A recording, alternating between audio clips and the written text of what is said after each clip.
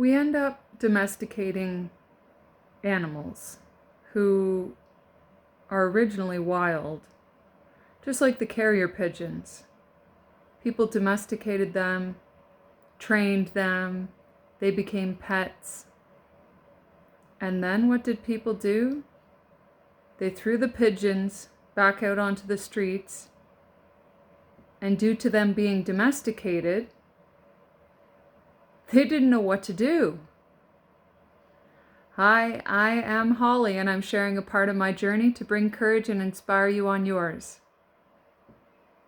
And I've been thinking a lot about this the past few days, since my dog, we've been testing him being outside,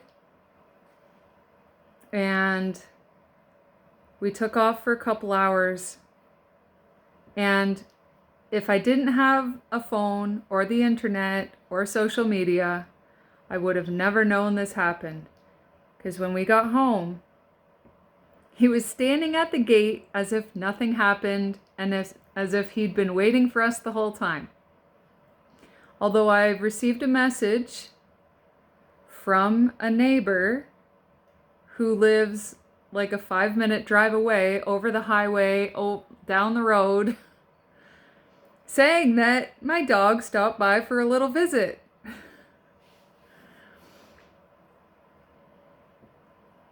And so after I got that message, we left and headed towards their place, and he had left. I received another message saying that he had gone. And so we did a little drive around, and I actually expected him to be back at the gate waiting for us. Then I received another message saying that he had stopped at another neighbor's place and killed 2 of their ducks. Of course, they were upset.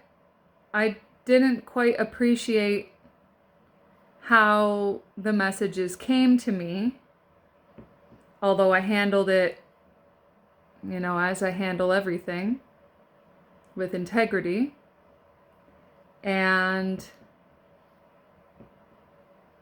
I offered them 2 male ducks as a replacement, which clearly threw them off. And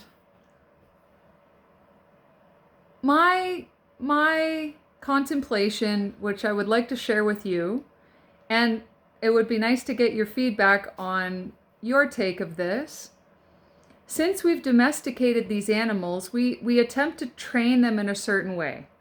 Now, they need jobs, and they are predators. Like, when you take a dog for a walk, you are supposed to simulate a hunt.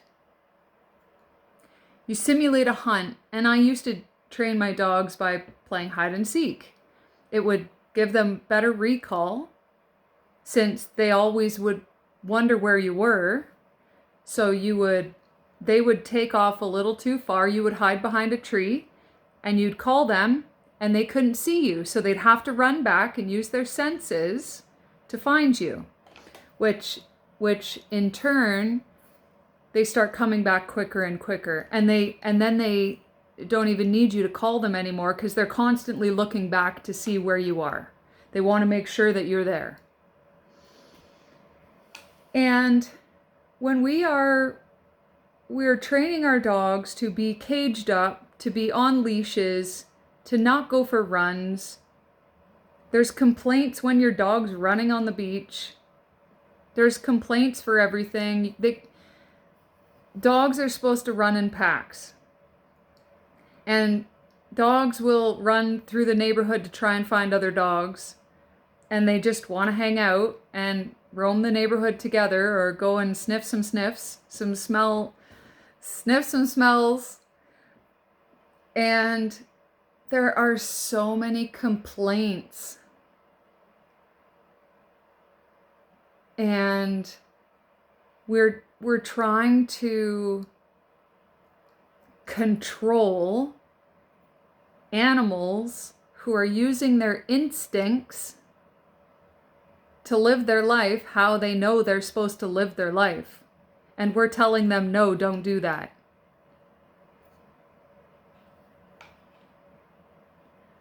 So it's really, it can be very conflicting internally, knowing how animals are supposed to be, and yet having almost like this feeling of guilt for how I should be keeping my dog due to everybody else's beliefs,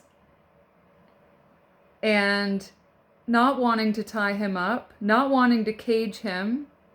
I have enough space here that there is no neighbor for quite a ways, unless if he decides to go for a 20-minute walk. So, what is your take on this? I get it that when you're in town and you're in suburbia, it's a little bit different. Do you allow other dogs to come up to your dog and say hi? Do you let your dog off leash? Do you find areas where your dog can have a hunt simulated? Where they can use their senses and instincts? Because that's what keeps them young. That's what keeps their minds young and healthy. Also, depending on what food you feed them. But when you are using control tactics to subdue natural instincts in a predator and telling them not to be who they are, like our whole society has been, it's like, get in a line, do this, eat at this time, don't eat anything other than what I give you, don't eat that soccer ball. It's just, don't bark.